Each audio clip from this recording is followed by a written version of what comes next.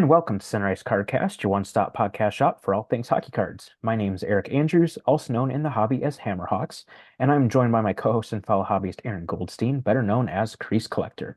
So first up, as is often the case, I wanted to start off the episode by quickly sharing a recent pickup. I want to give a big shout out to Dan Vincent, who I know a lot of you are probably familiar with, longtime collector and very, very active online, especially on Twitter, known for his big stack sales. And I picked this one up in one of his recent stack sales, just saw it and thought it was an awesome card. And we ended up negotiating a price. And yeah, definitely a sweet card that I'm very excited to have. It is from 2011, 2012 in the game Ultimate Memorabilia, and it is a complete jersey numbered out of 9 of Mario Lemieux. Hey, that's awesome. Super Mario. Can't go wrong with that. Yeah, absolutely. And I've always just kind of liked the complete jersey and complete package cards. And obviously, it being Lemieux is awesome. And was kind of thinking that I didn't necessarily have any like super, super nice Lemieux cards. So yeah, I just thought, hey, that's a really nice card. I'm going to go ahead and grab it. So just wanted to start off with that. And then turning to the next thing on the list, we recently received a shipment from Upper Deck, and included in there was 22-23 Credentials and Upper Deck Ice, as well as 23-24 Artifacts and 23-24 OPG. So since we have a lot of stuff going on in this episode, just went ahead and opened the Credentials and Ice boxes, not on the podcast, but wanted to at least quickly recap those just so that you guys can hear a little bit about those products and we can highlight those since Upper Deck was kind enough to send those our way. So the hit from Credentials was a Noah Cates rookie ticket auto, and there was also a Dylan Holloway acetate ticket. And I personally really like the look of the Credentials ticket cards. I think that it's just a really fun and cool idea, and the execution has generally been pretty good with those. They're really nice looking cards, a nice balance of the typical card stock to the foil, and just the designs are usually pretty appealing on those. So yeah, always fun seeing those. And of course, the rookie ticket auto cards are hard signed, which is a big bonus as well. So yeah, that's definitely what you're looking for out of Credentials is those rookie ticket autos. So always fun seeing those. And then in the ice box, the hit was a Jacob Moverare Snowflake auto, which of course he's not the biggest name or most exciting name, but an absolutely beautiful card. Those Snowflake autographs are very, very pretty in person. Really nice foil on them that just dances really, really nicely in person. So that was kind of the notable hit from the ice box. There was also a Jake Sanderson, one of the rip cards. So I went ahead and opened that and got a Dylan Genther mini ice premieres. Of course, you're looking for those acetate cards in ice, so it was nice to get a decent name out of that at least. A couple of the ice premieres in the box itself were just fairly standard parallels of the ice premieres, which I'm not a big fan of. I just prefer the standard ice premieres true rookie cards. So yeah, but just wanted to quickly touch on those couple of products, and yeah, definitely it was fun going through those, and it's definitely some nice looking cards in those products for sure if you guys are not familiar or have not seen those products. So that's those two. Switching over to the other two products that I mentioned that were in the package from Upper Deck, 23-24 Artifacts and OPG. And we will go ahead and open those up on the show just because, to me, any 23-24 product probably should be opened on the podcast because it's a significant year for the hobby. And I mean, you guys know I'm a Hawks fan and a Bedard fan. So let's go Bedard hunting here. It'll kind of be a little bit of a theme throughout the rest of the show here, but we'll start off with 23-24 Artifacts. And of course, you're looking for those rookie redemptions, the Blackhawks one, of course, as well as some of the short prints and Roman numeral redemptions that Bedard is in. I know he's in the retro acetate insert set, and I know he has a Team Canada auto patch in the product as well that I believe is numbered out of 36. So long shot for that card, but that would definitely be awesome. So we shall see what we get. All right, They so get those big hits. yeah, let's hope so. So 100%. Artifacts says collect at least 2 hits per box. So we shall see what that entails. First pack. we have got us a nice one.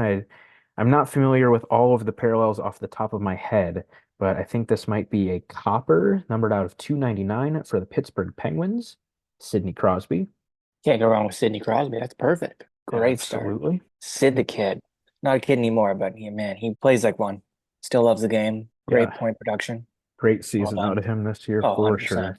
Hopefully the team around him can get a little bit better. We'll see. On to pack number two. Ooh, that's a nice pull there. We've got an Artifacts Aurum Signatures, numbered 1 out of 25 for the Nashville Predators, Matt Duchene. Nice. It's a nice little hit there. Not Yeah, bad. Out of absolutely. artifacts. Absolutely. Very nice. Cannot complain about that at all. Very nice card in person with the mostly black with some gold foil on there. Very nice. And I guess we're just going for the Crosby Rainbow here. Looks like this is the Sapphire, numbered out of 199. Nice. Again, the Crosby box. That's wonderful. On to pack number three. Will there be another Sidney Crosby? We shall see. We've got a yellow parallel for the Seattle Kraken, numbered out of 50 of Jordan Eberle. Pack number four, the halfway point. I believe it's typically either an acetate card or a rookie redemption per box. I do not believe you're guaranteed a redemption anymore. But we got one. We have got an Artifacts Retro Rookie Redemption, and it is the number 4 redemption. So we will see who All that ends right. up being. Not bad. Pretty cool. Not bad at all. On the pack number 5, we have got a wood parallel for the New York Islanders of Denny Potvin. Of course, that's one of the technology cards. On to pack number 6, looks like we've got a hit here. We've got a dual jersey numbered out of 249 for the Washington Capitals, Sonny Milano. On to pack number 7, we've got a thick card in here, so we'll see what we've got. We have an Artifacts Selection Souvenirs jersey card for the New Jersey Devils, Jack Hughes. That's a nice one for sure. Good name. And eighth and final pack of the box. We finish off with a Stars subset card numbered out of 599 for the Winnipeg Jets, Kyle Connor. So even though there is nothing super big in that box, definitely a few nice cards there. I really like that Aurum signatures of Duchene. Obviously, the rookie redemption is always nice. So yeah, not a bad little box. A couple of Crosby parallels in there. Not a bad box at all. Can't argue with those Crosbys. I mean, one of the best players ever to play. Some cool parallels. Not bad. Like just to have them, really cool. All right, and moving along now to 23-24 OPG. I really like OPG. I think it's just a great product for collectors. There's a lot to like about it. Obviously, it's a lower end product, but that does not mean that it's one to be overlooked. It definitely plays on the history of the hobby, and there's a lot of nice stuff to be had in here, especially this year. Of course, lots of Bedard content. So hopefully we can even just get a base Bedard rookie would be great. And these boxes are 18 packs per box with 10 cards per pack.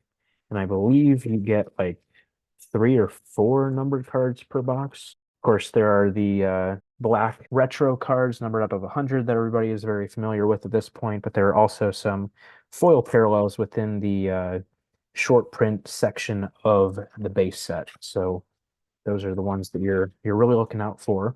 And a lot of you might have already seen, but the Connor Bedard Gold 1 of 1 from OPG was just pulled this week, I believe. So pretty cool to Yeah, that's a see great card, a big card like that pulled.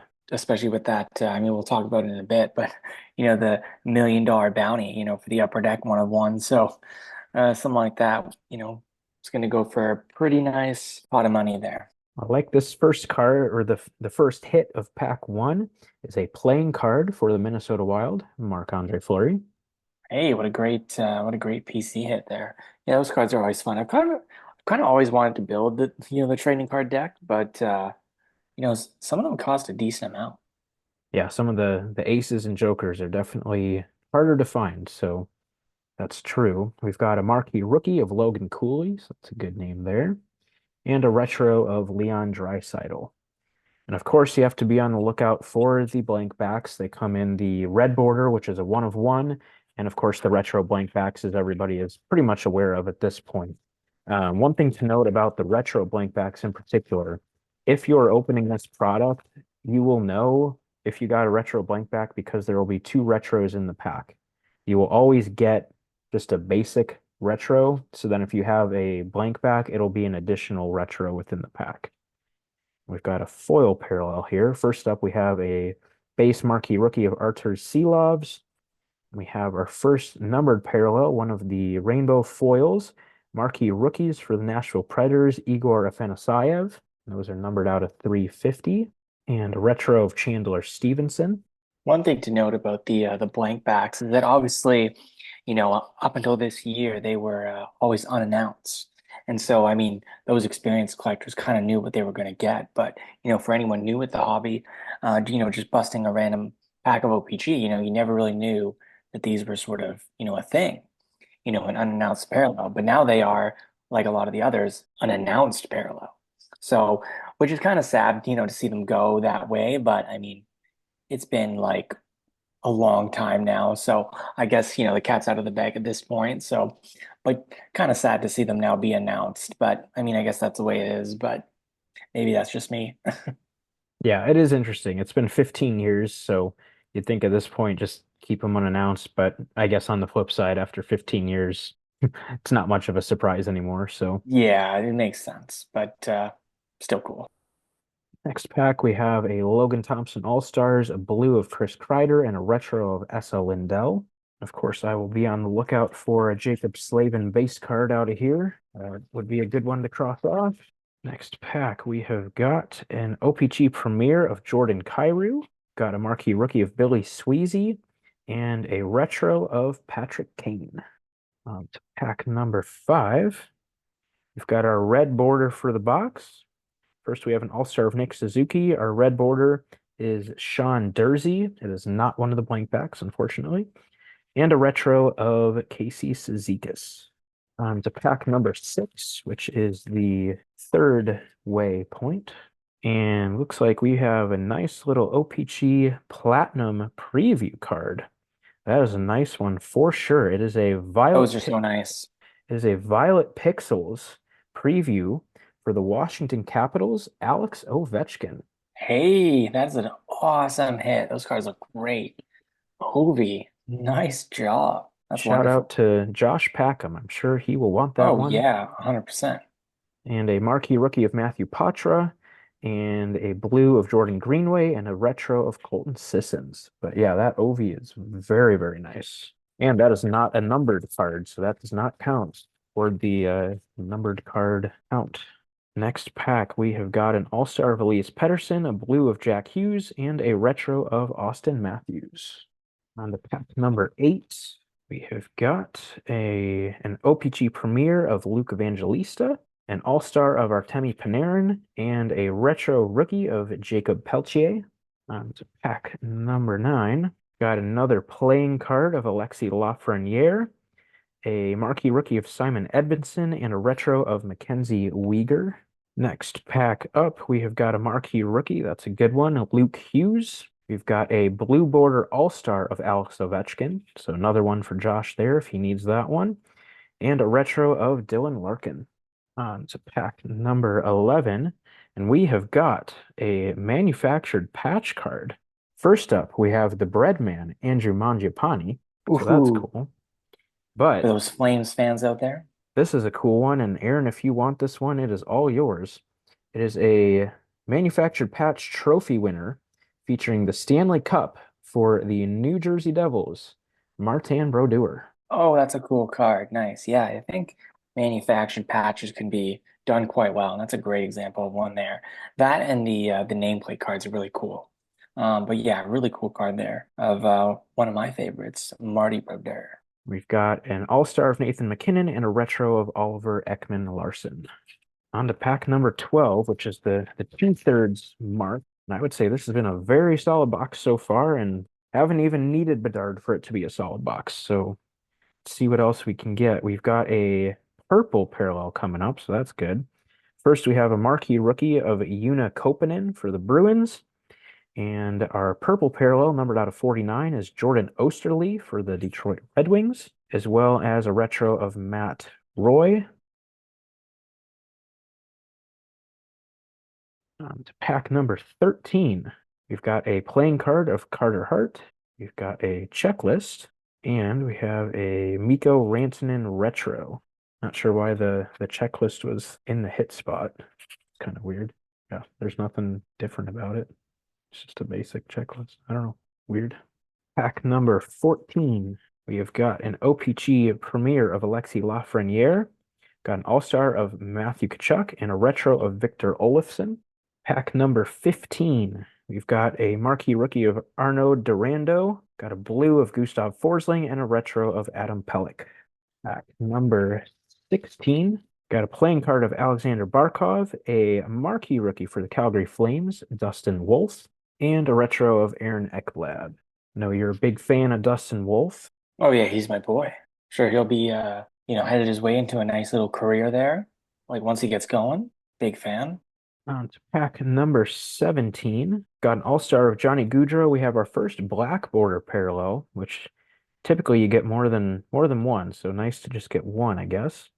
Is Joel Eriksson Ek, number out of 100, and a retro of Kirill Marchenko.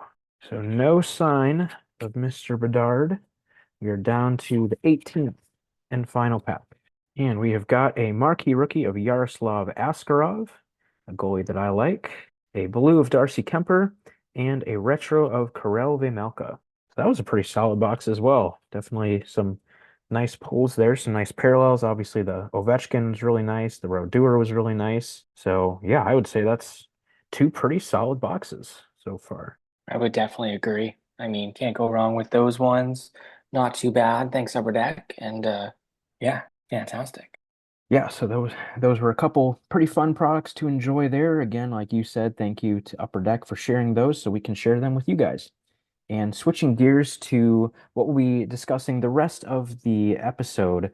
Of course, if you guys heard the last episode, you are already familiar with 23-24 Upper Deck Series 2, but we just wanted to go through some of our initial reactions. We're recording this on release day, so obviously it's been a very hyped up product and yeah, just been fun to see, what's gone on with the product. So I've done most of the talking so far. So Aaron, I will let you start off with your initial release day reactions about 23-24 Upper Deck Series 2.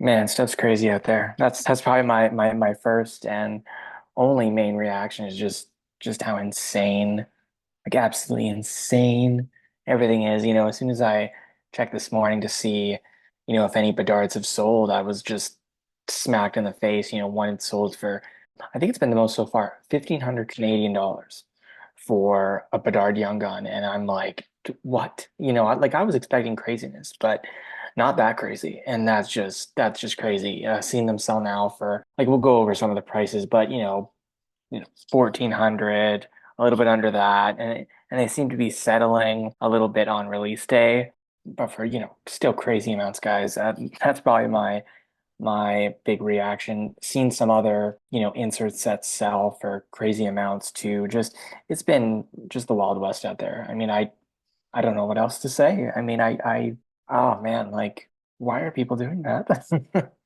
It doesn't seem real. Yeah, absolutely. I mean, like you said, we'll get into the prices in a minute, but I actually haven't been able to see too much of the product opened yet. I think I've only seen three boxes so far just because I spent a lot of today running around, and I will get into that later on in the show. But yeah, I've only seen a little bit of the product open, so I don't have a whole lot of context to go off of. But from what I've seen, I really like the a lot of the foil board inserts, especially the PC's insert set. I think that was just a really fun idea that Billy came up with, and the cards, from what I have seen, look really, really nice. So those are cards that I'm definitely excited to start pulling at some point here. But yeah, definitely quite a few of the inserts look really nice, and that's obviously really good because when you're pulling a bunch of more common inserts, a lot of the times it's nice to have them look and feel really nice. So yeah, definitely props to Billy and his team on that. Another big takeaway for me, and this is very much a positive thing in my book, but just seeing the excitement and the attention that this product is getting from people who aren't collectors. And case in point, throughout my day today, I had phone calls with multiple friends who I know are not collectors, and they just wanted to talk to me and get my advice about the product. Oh, which configuration should I get? Which one is the best value?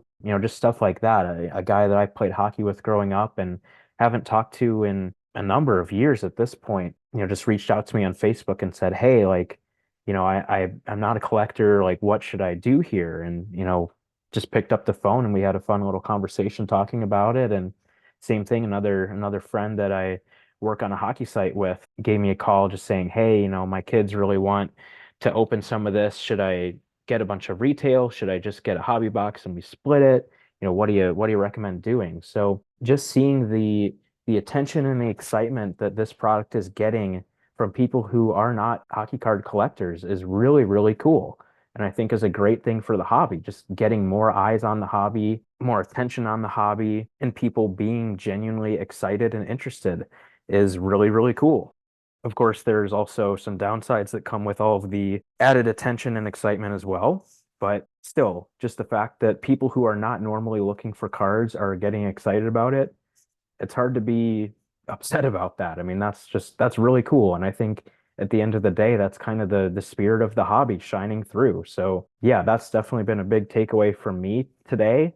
And yeah, very much a positive and fun thing that I've experienced so far today. I mean, I think I'm in a similar boat. Guys from my hockey team who, I didn't know had any interest in cars, posted on our team WhatsApp group, about the $1 million bounty, for the Bedard 101 Young Gun, and just, that attention that, I haven't seen from these guys, relating to hockey cards, and just, seeing that interest kind of pile on from people across the country, basically across North America, just, and I'm sure Europe as well. Just the attention that this release is getting, the retention that Bedard is getting is great, I think, for the hobby. But I think as far as the prices go, that we'll get into in a minute here, I think people should hold their horses maybe a little bit if you're kind of on the fence of getting involved or not. These prices are, I guess real, like they're happening, but they're not really, I think, accurate of what should be happening, if that makes any sense. So I think if you're sort of wanting to dip your toe in, it's totally awesome, but maybe hold on for just a little while longer while prices maybe stabilize. But I don't know if that'll happen. It's crazy out there. I'm right there with you. Seeing some of these prices is just mind-boggling. I mean, let's just jump right into it right now. I mean, the Young Gun, like you said, some pre-sales were as high as like 15, 1600 Canadian, which is, upwards of 12, 1300 US.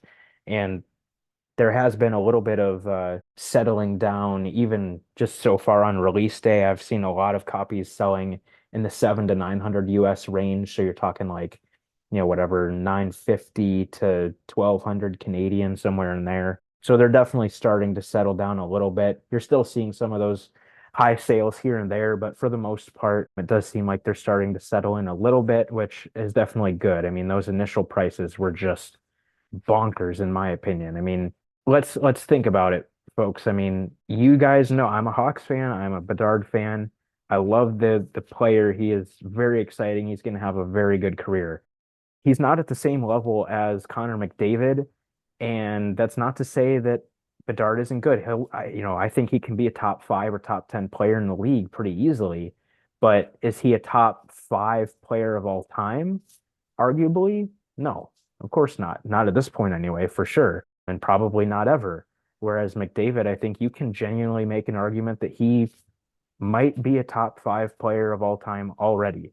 I mean, he's probably in that conversation, at least probably top 10 already. So let's keep that in mind. I mean, like, I don't want to start a where his career will go topic. I mean, I think that's a long way off, and it's kind of silly to have those conversations. But just humor me. Do you think Bedard could be a top 10, top 20? Like, where do you think he could land? It's so early. I mean, you can't really answer Yeah. that, but like top five, no. Like I would agree with you, but where I would he mean, kind I of land? I would kind of view his ceiling as somewhere between like a Patrick Kane and a McDavid.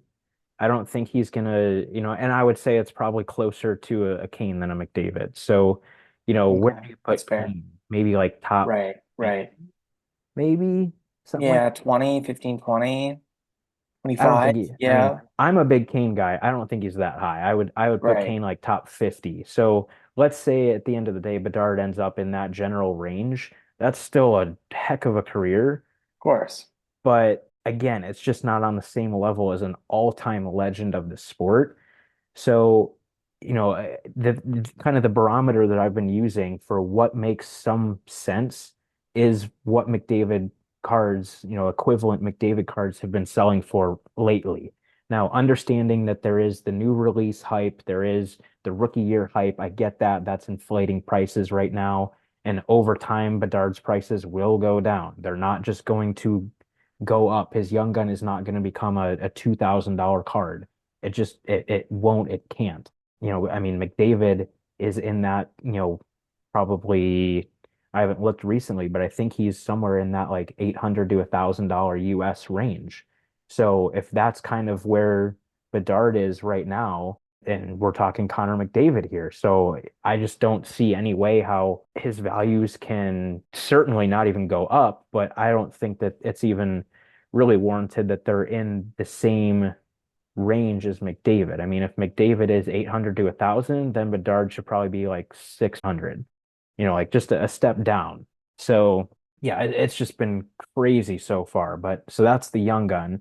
And then we'll go through some of the other ones here. Some of these don't have many sales to go off of so far, so it's a little bit hard to say. But again, it's release day. There's only so much out there right now that has sold. So there was a sale for the Outburst Silver Young Gun that was 2,500 US. I mean, you guys know we really like the Outburst Silver cards. They're absolutely beautiful cards in person, but 2,500, that's a big price tag for sure. So that was interesting to see. Of course, Bedard is also featured on the Young Gun checklist card alongside Leo Carlsson. That one's been around 40 to 50 US pretty consistently today. Again, kind of a barometer for that. If you look at the 15-16 checklist that has McDavid on it, that's like a $15 to $20 card. So should the Bedard checklist be selling for more than twice that? No, of course not. So again, just something to keep in mind. And then moving to some of the inserts, the Upper Deck portraits, which again, big shout out to Billy and his team. Those are such fun cards this year. I know some people don't like them, but if you don't like them, maybe lighten up a little bit because they're just fun cards. It's just, I don't know, like just have fun with it. They're cards, it's a hobby, it's fun. I would much rather have something fun like that than just kind of a standard run-of-the-mill insert that isn't overly unique.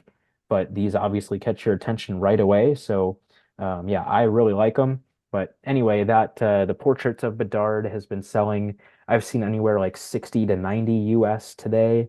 So, that's whatever, 70 or 80 to 110, 120 Canadian.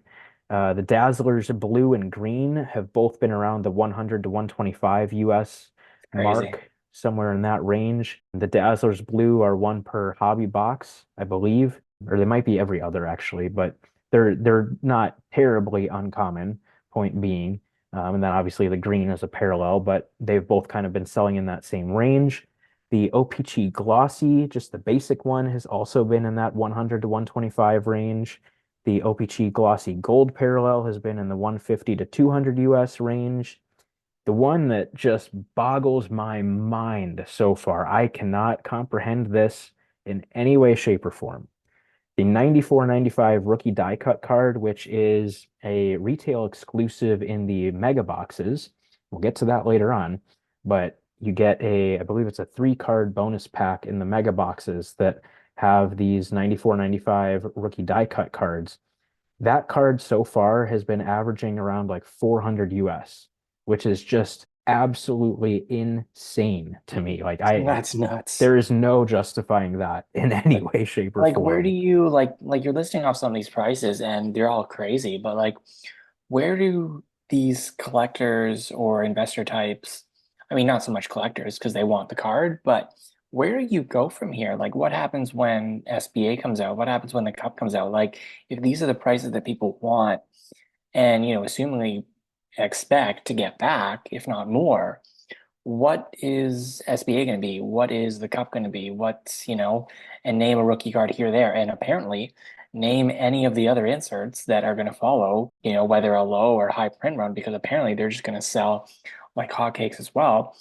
throw in more numbered stuff that we're going to get. Like where, you know, I get it's flagship. That's, it's going to be popular, but where do the prices go from here? Like, what's the expectation? If you're a buyer of some of these cards, what is your expectation? And I'm sorry, like it's pains me to think that maybe people might be a little bit misled by them. Maybe it's sort of like a baseball type effect where you can really get in at the really ground floor and then sort of sell in a couple years, with that explosion in value. But with hockey, it's just not like that, historically speaking. So again, this is nothing to do with Bedard himself or a player he's going to be, but it's just how our copy kind of values its players.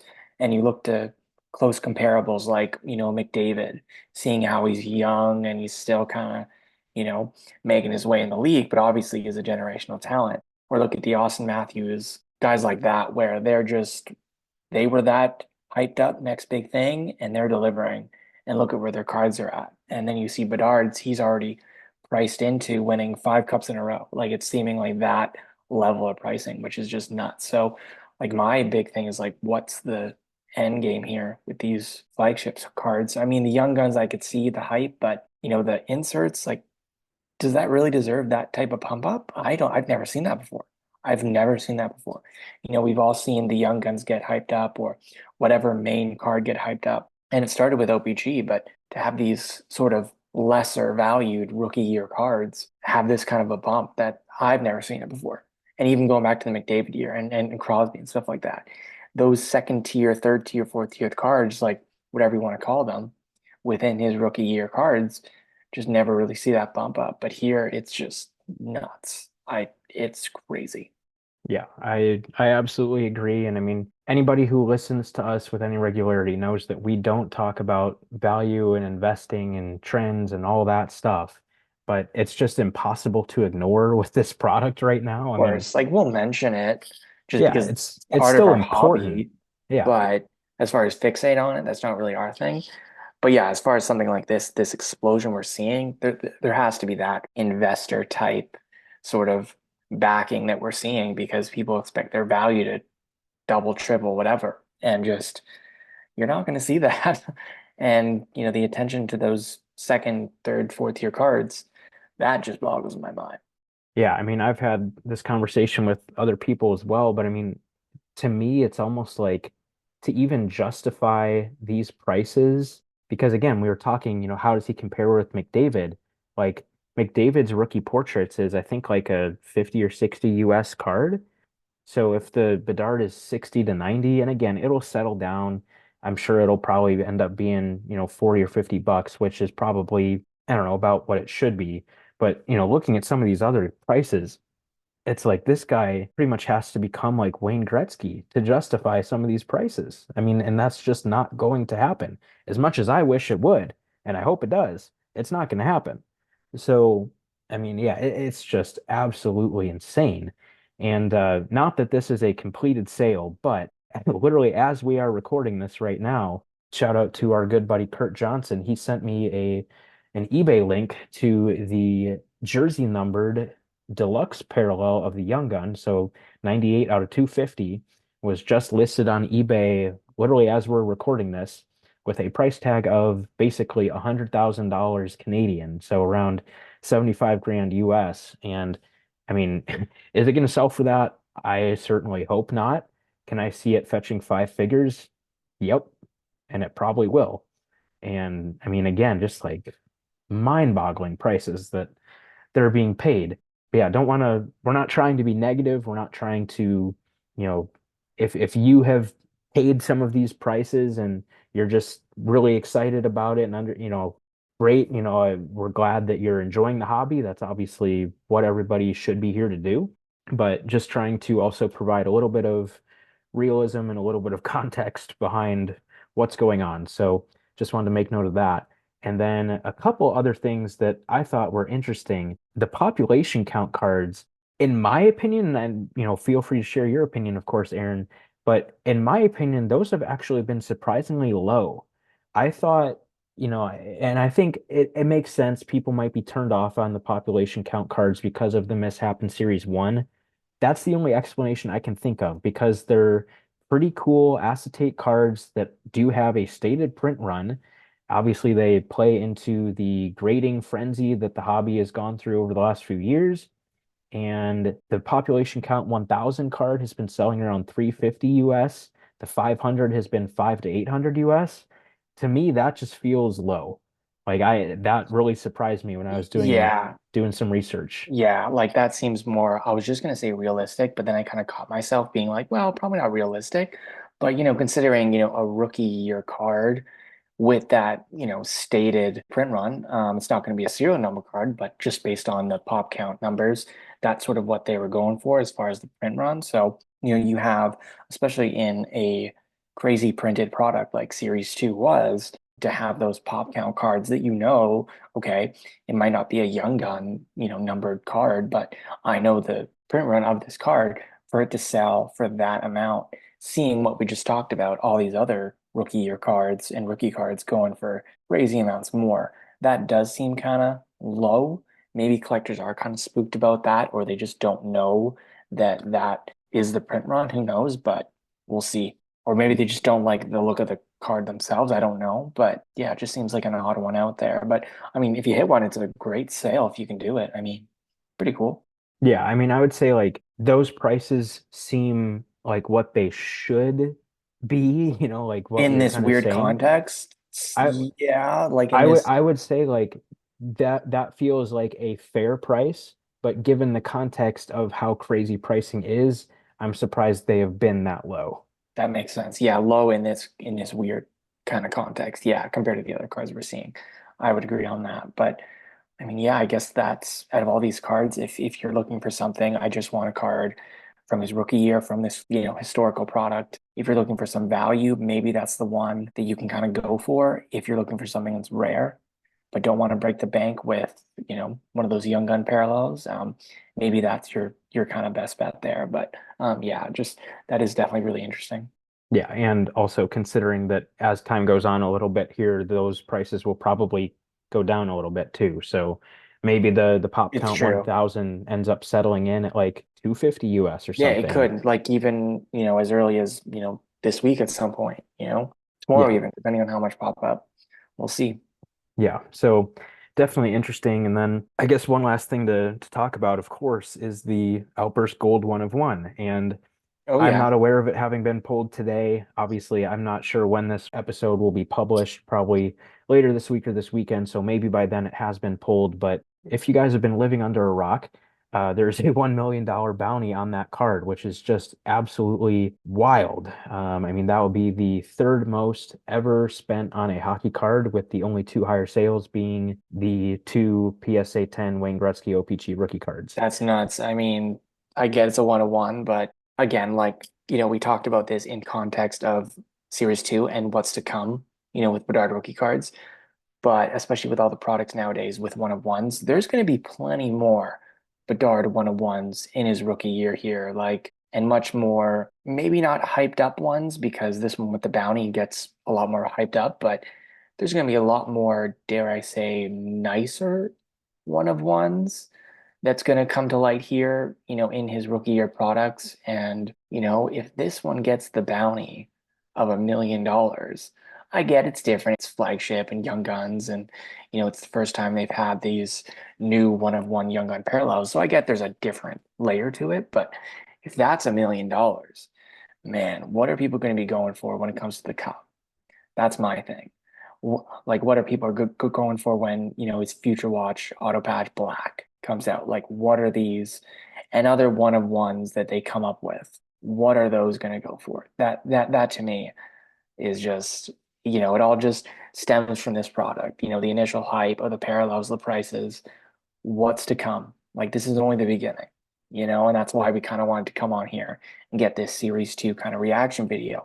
Because it might not be our next, our last reaction video, because there's going to be other products coming out with Bedard and his hype. The hype train has just started. It's just left the station, and there's many more products to come. And maybe it comes back down to earth a little bit. Sure. It could be depending on, product delays and things like that. But man, the hype train is just getting started. And I'm scared to know where it's going to go. I mean, congrats to the sellers on all these, and hey, congrats to the buyers in a sense that you got the card you wanted, but it's going to be crazy out there, folks. And I do not know where it's going to go. But yeah, $1 million for a Bedard, one of one young gun. I mean, good for them, but that's nuts. Yeah, Although I mean, I wish that I pulled it. I wish um, true. I wish I want the card, but in the whole context, it's nuts. Like why? I don't know. Yeah, I mean it's Dave and Adams. They are known for doing these huge bounties on big It's a time. great marketing scheme, by the way, but Yes, just want to throw that absolutely. in. Yeah, it's much different than if an individual collector like Aaron or myself were like, "Hey, I'll spend $1 million on this card." It's a much different situation. So I'm glad you made note of that. It is, marketing is very heavily involved in that, and obviously they're trying to sell boxes and sell breaks and stuff. So it's very beneficial for them as well. And so obviously they're getting some of that investment back. So that's important to note too. But yeah, even just the $1 million price tag. I mean, I think we said on an earlier episode that we thought maybe like around the $100,000 mark, somewhere in there. So yeah, I mean, then to have that bounty drop earlier this week of $1 million, I mean, it's just I don't know if I would say it's necessarily surprising given the context, but it's still just absolutely shocking, especially given that hockey just hasn't had very many seven-figure cards. I mean, like I said, there's only been two. So this is the third one. And I mean, it's just it, it's it's very interesting and it's exciting. It's confusing. It's all of the all of the emotions wrapped into one. Some people love that it's generating further attention for the hobby. I mean, like you said, Aaron, guys on your hockey team are like, "Well, I don't collect, but what's this thing about this card being $1 million? Like what?" And then you have, you know, lifelong collectors who are like, this is not what the hobby is about.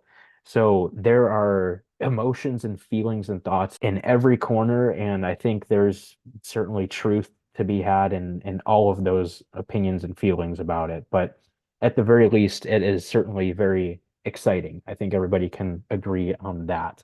I think that's the majority of my reactions about the product so far. Is there anything else you want to add, Aaron? I think I just sort of laid out my tornado of thoughts. I'm going to keep going about this just privately, just myself, of what we all talked about, and it's just going to be spinning around there, until the next Bedard one of one insanity starts again. But yeah, a lot of thoughts this episode. We're finally going to get some breaking here.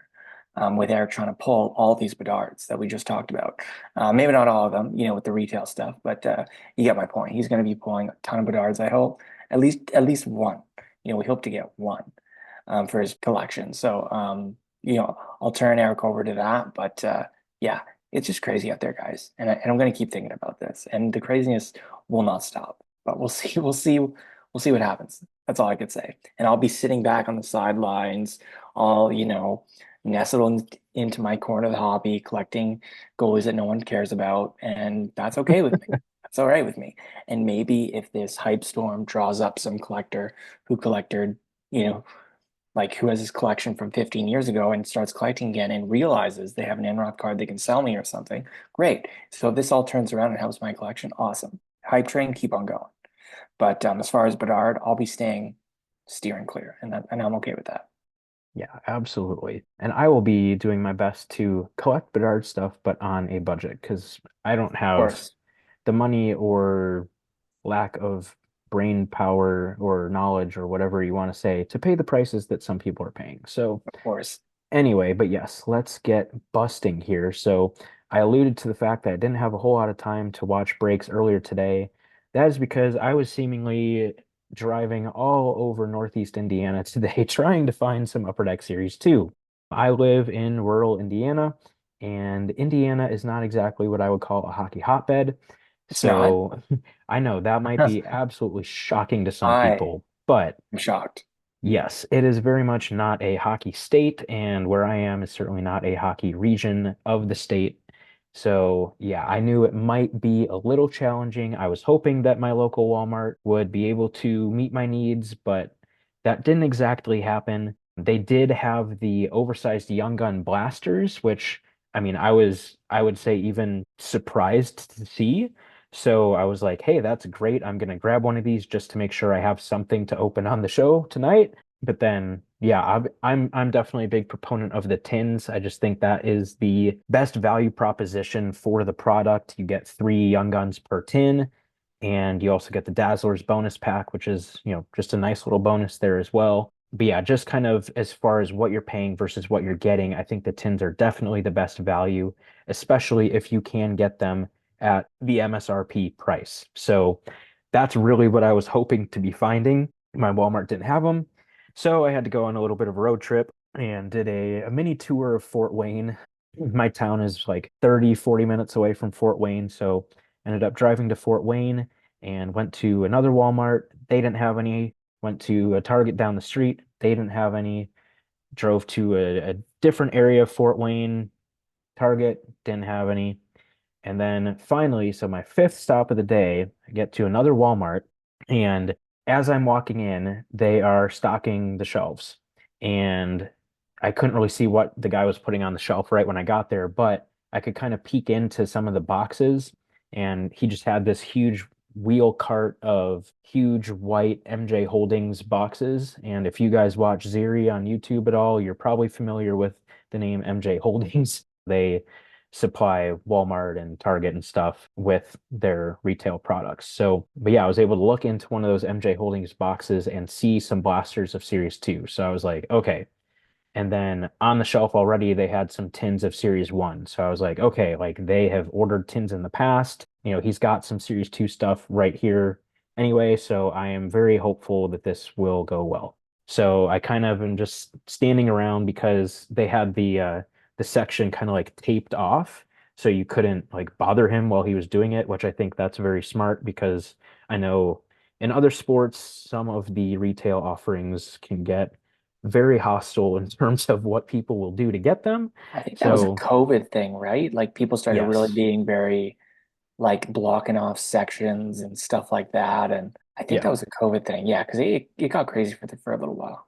Yeah, just ridiculous. So I fully respected that. I was like, that's good. They're protecting him, make sure, no one does anything stupid and whatever. So I was like, that's fine. I'll just stand off to the side and wait. No big deal. I've been driving around all day. I don't mind waiting for a little while, knowing that he has what I want. So I'm kind of standing around and waiting, and like 15 or 20 minutes go by, and he's still chipping away at restocking the shelves. And I'm like, okay, like I feel like I can't just like stand here because then employees will be like, what is this guy doing? Just like standing in the checkout lane, what's going on? So I ended up just kind of like meandering around the store a little bit and then going back every like 5 minutes or so to check in. And finally, I kind of found an aisle that just had like sunglasses and watches and stuff. And you could stand there and then just turn your head and see like what he was doing and where he was at and stuff. So I set up shop in that aisle, and I was probably standing in that aisle for a good like 20 minutes, half hour maybe. Like it felt Did you like an pick out a new eternity. watch in the meantime? I didn't, I actually thought about it. There were a couple that were like, oh, that's pretty Pretty nice. nice I'm watch. I'm not a watch guy, but if I was, like I'd that wear that. looks, yeah, like that looks nice. Good to know. So yeah, I scoured over all those watches probably at least like 15 times because I mean I had nothing better to do and didn't want to just look like a creeper. So yeah, but like literally after like an hour of this guy restocking the shelves, and I mean this guy was so meticulous about everything, making sure everything was straight. Guy's good at his And job. he was, but it's Employee of the like, month. okay, like do we need to spend an hour restocking You shelves? can't rush employee of the month, That's fair. That's fair. But Eric.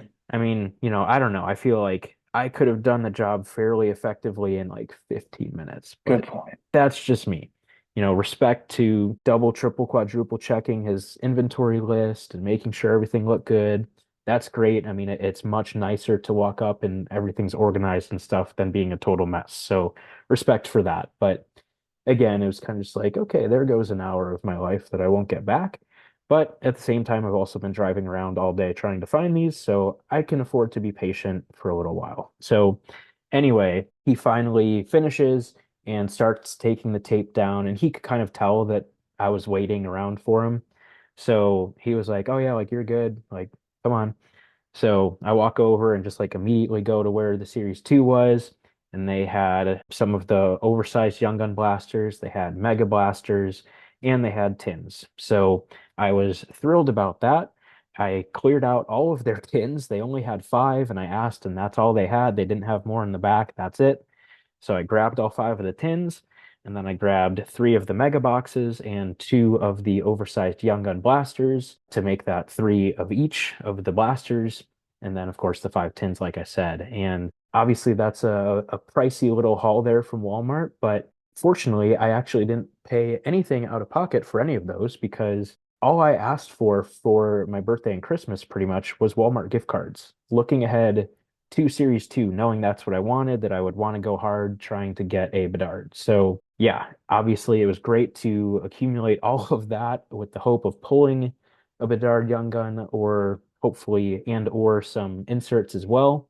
So, yeah, that was my experience. And yeah, it was about a 5 hour experience driving all over the place and stuff, which a little frustrating, but it is what it is. You got to do what you got to do. So, with that said, I figured it would be fun to go through one of each of those three configurations that I mentioned earlier, just to kind of show you guys what you can expect in each of those configurations, and of course, do some release day breaking myself. So we will start with the Young Gun Oversized Blaster, which is 3 packs per box, plus the oversized Young Gun. And based on the retail Young Gun odds, you're only guaranteed one Young Gun per this type of blaster. So that's something to keep in mind. Of course, it is the cheapest option as a result.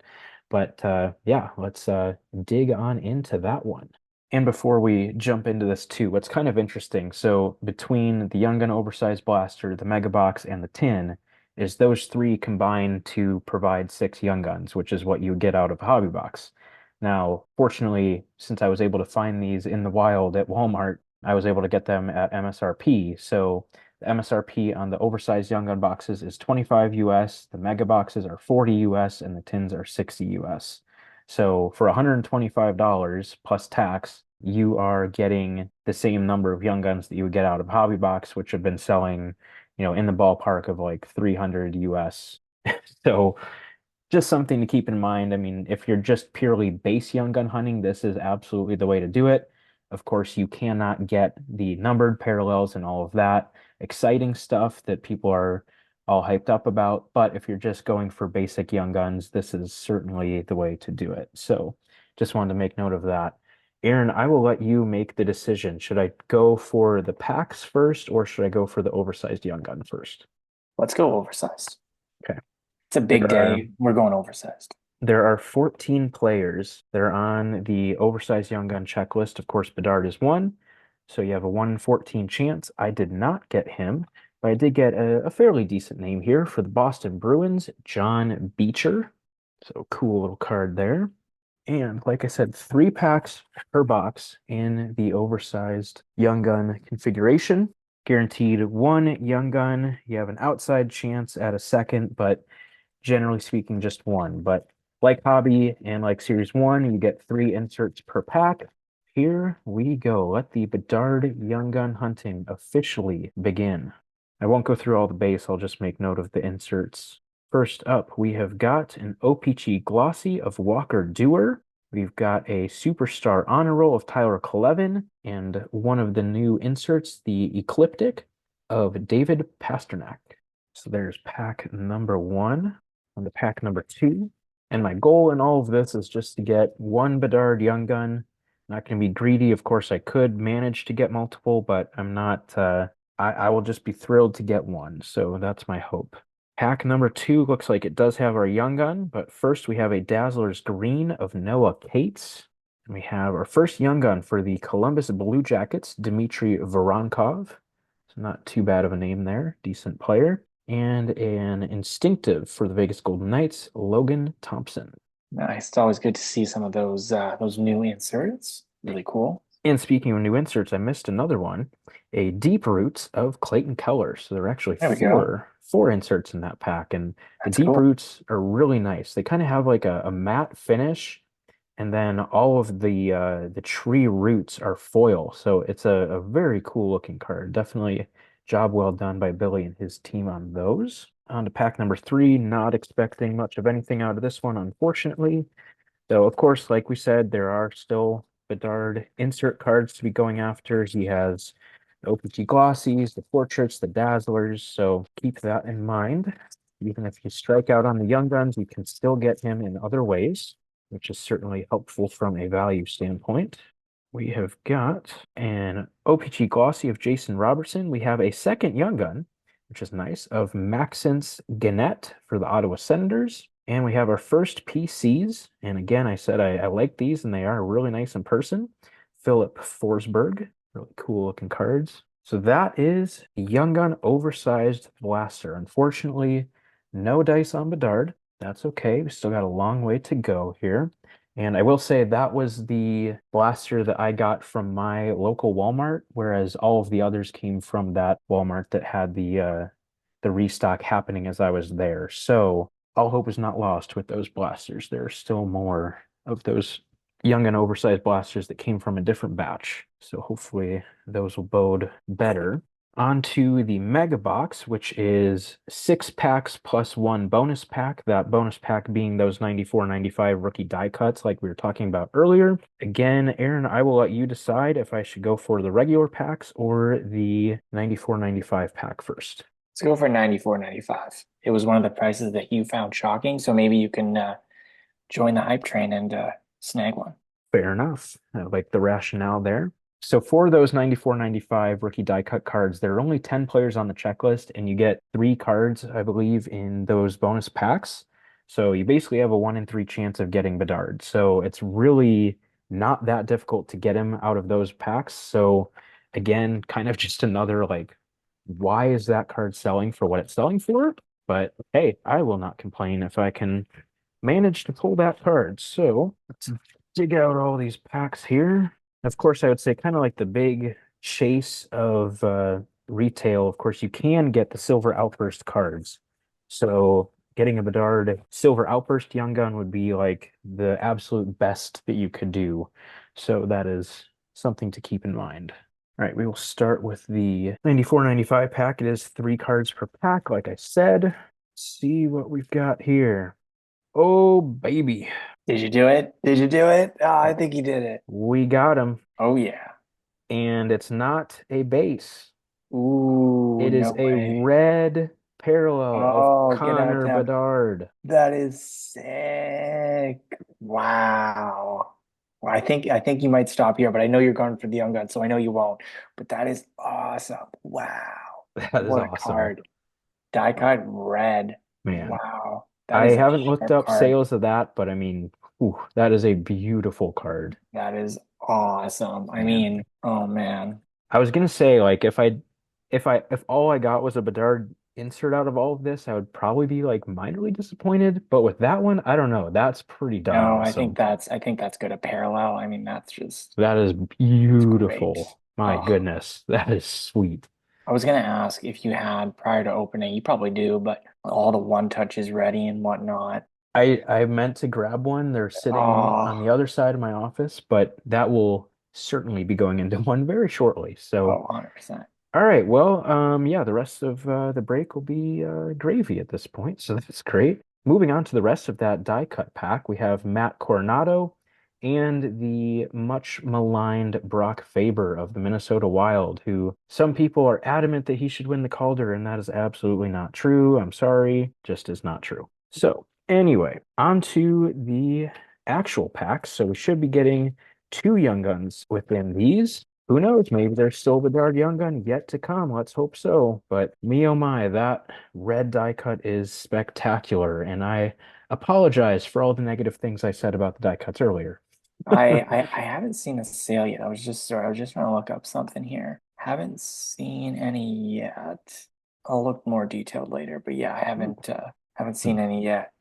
It's a nice card. We've got an instinctive speckled parallel of Jacob Markstrom. And I apologize, Aaron, because I know my lighting is bad, so you cannot get the full effect on these. Let me grab my phone so you can see these in all their glory, because this is a beautiful card. Yeah, Wow, that's a great card. Yeah, the first one you showed, yeah, it didn't pop like that. That's real nice. yeah, that is beautiful. Really, really nice. and still not seeing any of those Bedard reds. I Okay. wonder what the odds are on that. I've seen a couple other players, but no Bedards yet. I mean, hey, it's better than the base, so there we go. Yeah, Yeah, absolutely. something. Definitely nicer looking too. Obviously, the red color match is great. Oh, 100%. We have our first Young Guns for the Ottawa Senators of Nicholas Matinpalo, and we have a Superstar Honor Roll of Marco Casper. So that is one pack down, one Young Gun down. On to pack number two, we have got another Young Gun right off the bat of Walker Dewar for the Calgary Flames. We have got a Superstar Honor Roll of Jacob Pelche for the Flames, and a PCs of Tim Stützle. That might bode well for getting a third Young Gun out of this blaster. It is possible. So getting two in the first two packs, there's obviously still four packs remaining. So hopefully we beat the odds here and get another one. Now I'll say my method for choosing which blasters and well, obviously I just grabbed all the tins, but for the blasters, I just grabbed the front ones. I didn't go digging through looking at stickers. That is something I've done before, but I was like, I'm just gonna grab them. Whichever ones are the most convenient to grab, it's meant to be, for better or worse. So that's what I'm grabbing. So obviously this one in particular paid off for sure. On to our next pack. We have an OPC Glossy Gold. Again, shout out to our boy Josh Packham, Alex Ovechkin. Nice card. We've got an Instinctive of Connor Hellebuck and a Deep Roots of Mikhail Backlund for the Calgary Flames. And again, these Deep Roots in person are very, very nice. If you guys have a favorite player of yours that's in that set, do yourself a favor and grab one of those because they are very, very nice cards in person.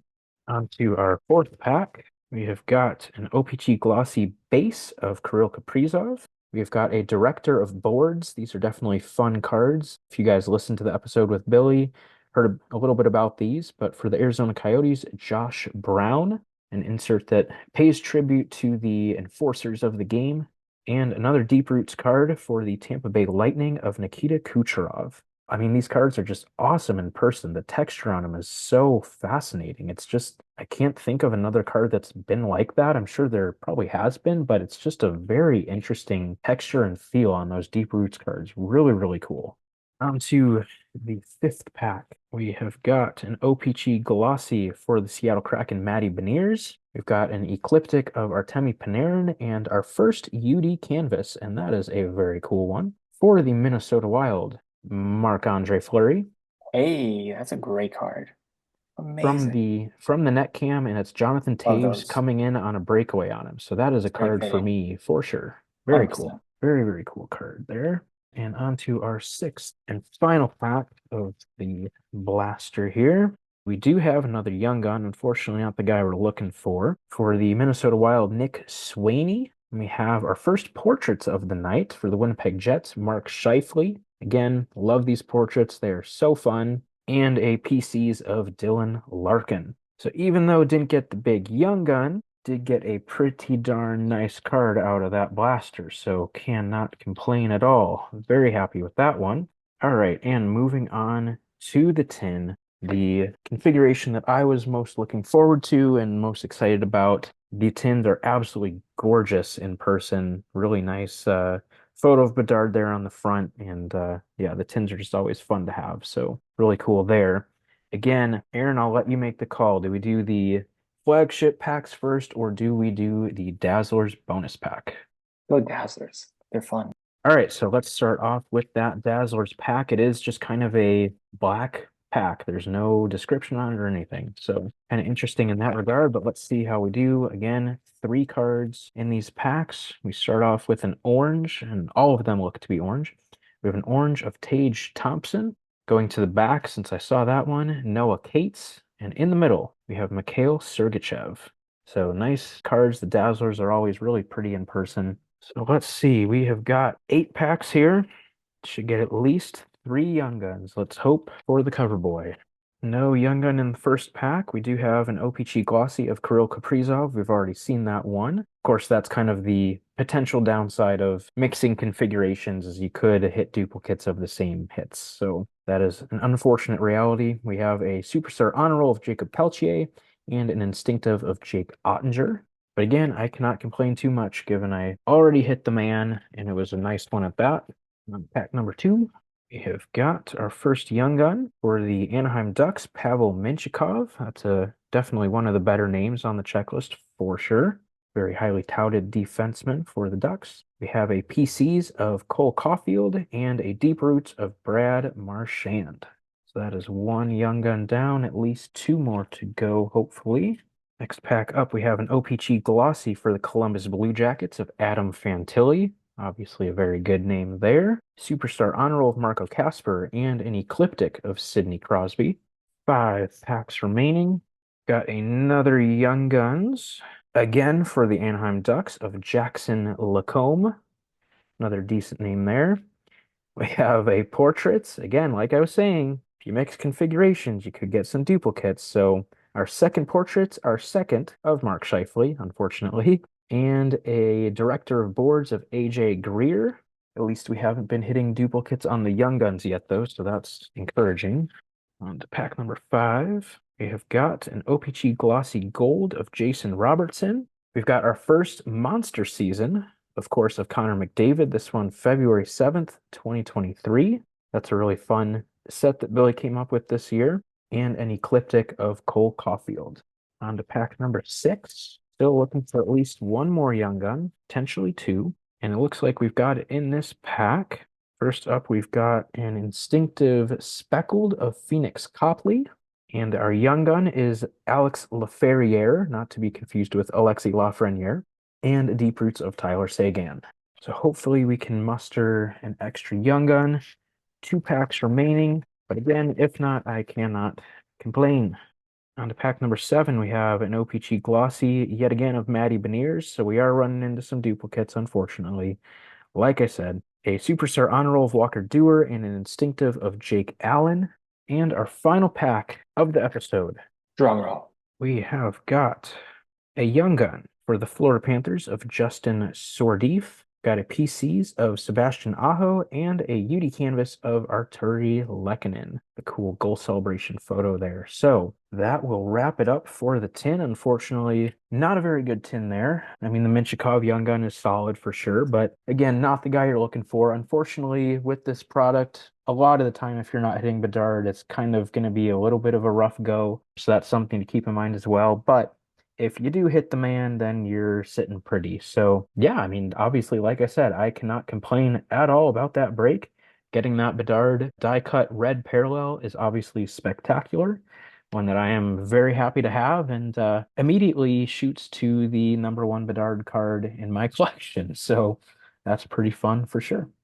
Oh, for sure. And I think there'll be a Bedard or many more Bedards, I think, in your future with those other sealed products, whenever you decide to rip those. Yeah, very cool. Yes, and that serves as kind of a good segue because my plan with this stuff is to basically just open until or if I get a Bedard Young Gun. So pretty much my plan is that every episode I'll have at least one break of a UD2 product. We probably will have Billy back on. I know he mentioned kind of doing a post-mortem after the fact for the product.